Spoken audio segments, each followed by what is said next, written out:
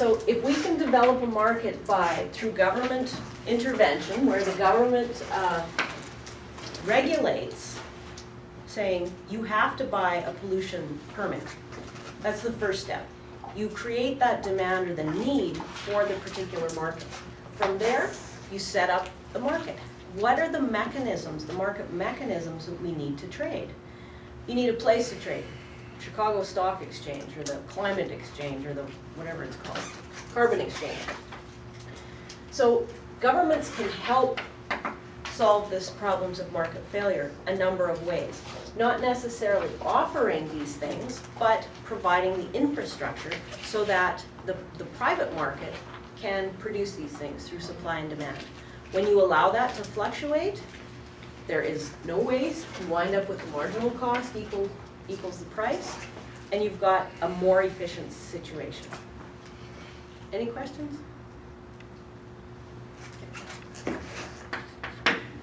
The next thing we're going to talk about is monopoly.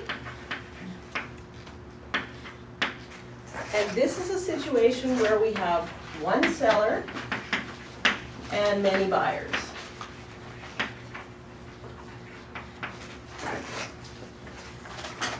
And we want to focus, because this is resources, on natural monopolies.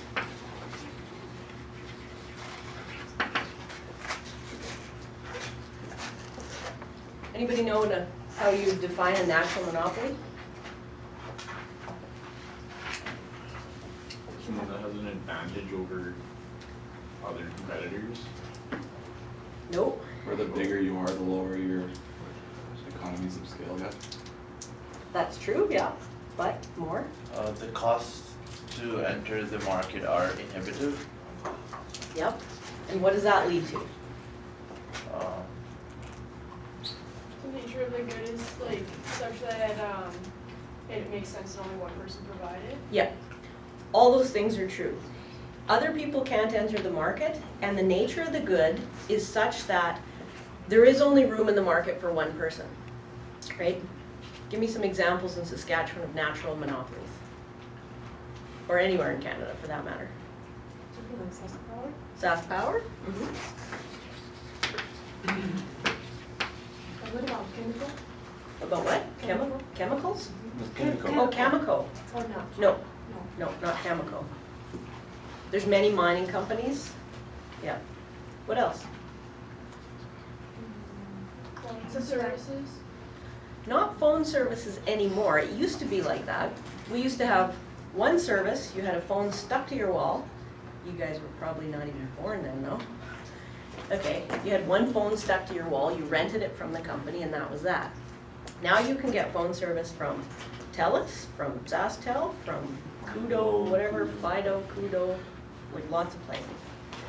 So that was true once, but not now. But what about public hospitals, universities? Nope. Nope. We've got more hospitals now than, it's not just one. Railway? Railway? There are two, technically. Kind of can work together though. Yeah.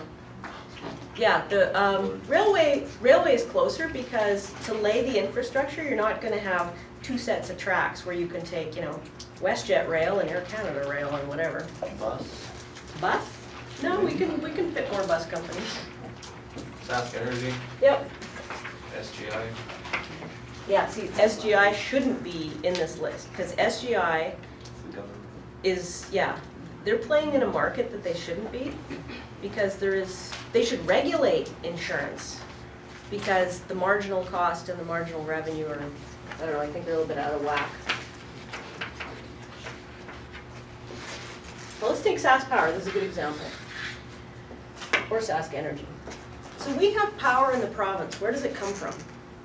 Generally, pretty much coal, right?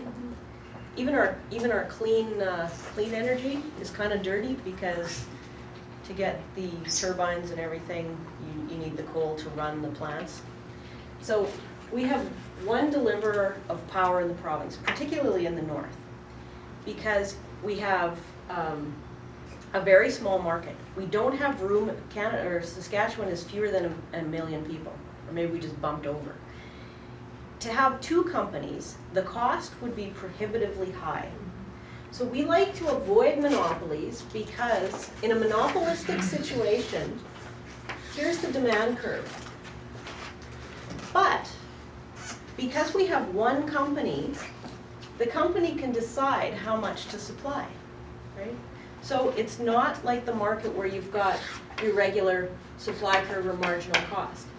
And depending on what they charge, what the company charges, that company will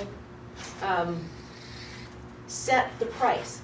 If they allow more onto the market, if they increase the quantity, the demand will go down. So of course the price goes down. So a monopoly is going to want to charge a higher price than is efficient. So already we're talking about marginal cost does not equal marginal revenue. And the key is for every one quantity more that they sell, they're going to change their profit, right? Because they're actually affecting the price. When we talk about other markets, markets for pencils, cars, whatever, one supplier cannot affect the price. Here, one supplier can affect the price. And so but they still face the law of demand. So that's key. They still face the law of demand, but they affect the price.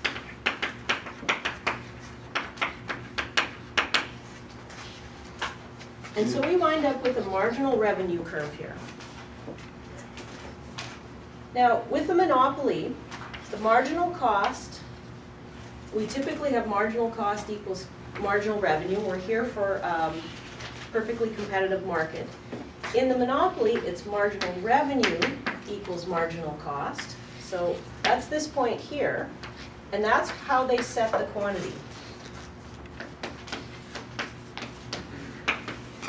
That's how they set quantity.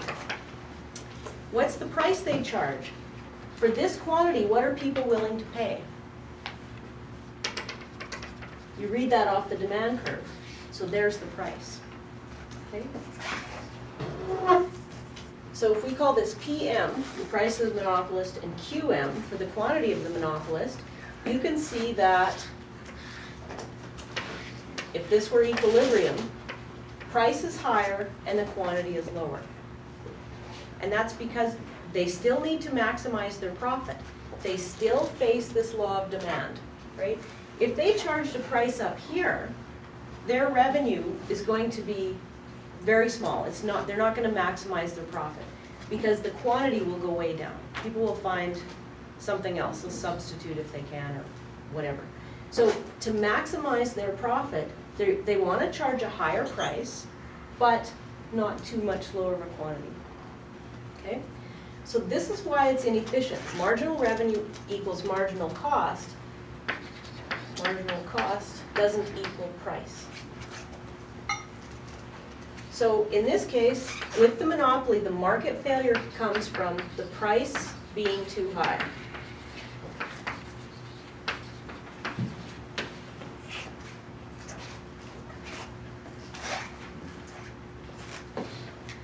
So this is a regular monopoly. It's not a natural monopoly. The problem with the natural monopoly is that if we extended this diagram and we look at the marginal cost goes like this, and we have average cost, and typically we have a demand curve in here, but the demand curve is here. So costs are still falling.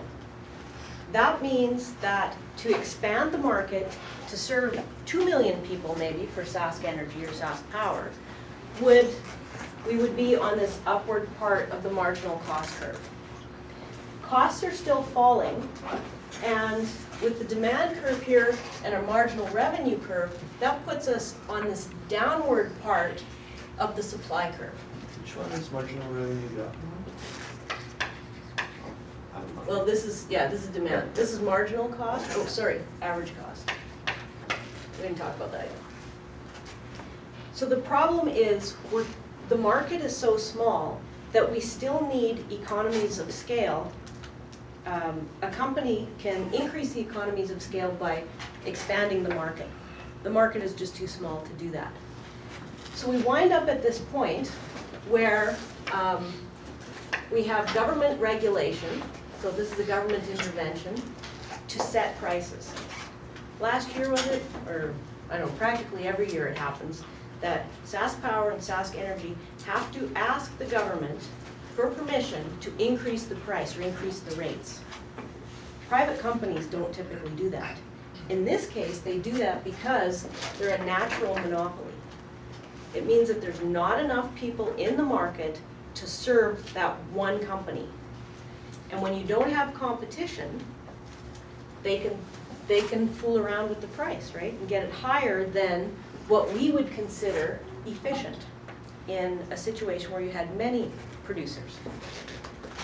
So the price is typically regulated in some way to be fair for consumers. This only happens in the case of natural monopolies where the market is too small to support more than one producer. Where we have more than one producer, remember back in the day when Microsoft was being sued? They were being sued under antitrust laws in the States because people thought they were a monopoly and that they were buying up smaller companies and closing out the market, not letting people compete. If you don't let other suppliers compete, you can control the price. So it was in court for a long time, and they were deemed that that market moved so quickly that they weren't considered a monopoly. But in a lot of cases, you get these big oil companies. Standard Oil in the States was one. The government split that up into many small companies because they thought that that was a monopoly and they could control prices and affect consumers negatively.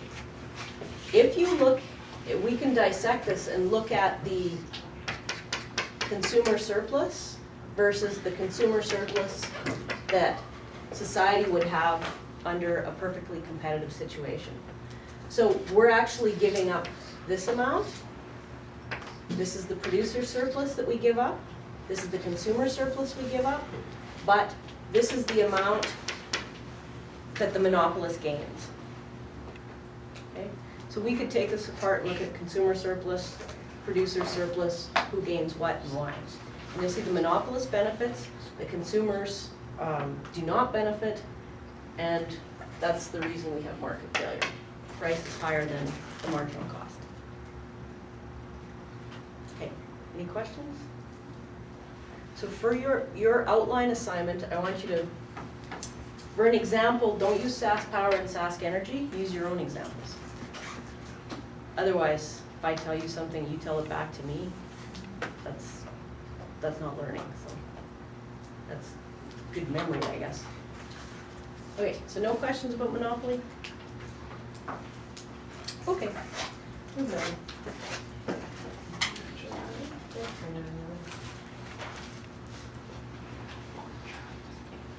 Oh yeah, there's one other thing. Can you get, we're starting to get to the point where coal power is not the only power available to us. There's wind power in the province. What do you have to pay for wind power? Do you have a choice? I think you do, don't you? You can choose to pay a higher amount for your power that's generated from renewable sources.